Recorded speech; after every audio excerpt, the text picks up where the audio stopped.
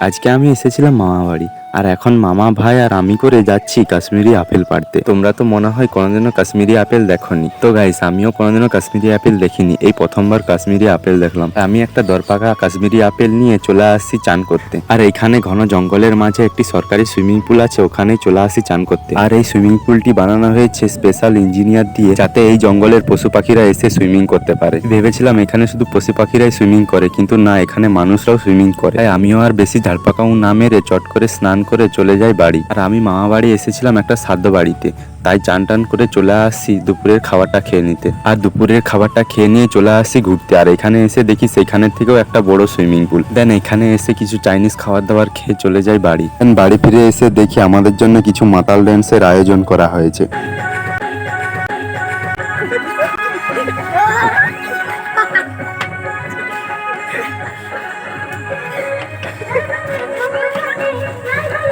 তো গাইস, আজকের মতো এইটুকু। ভিডিওটা ভালো লাগলে লাইক করে দিও।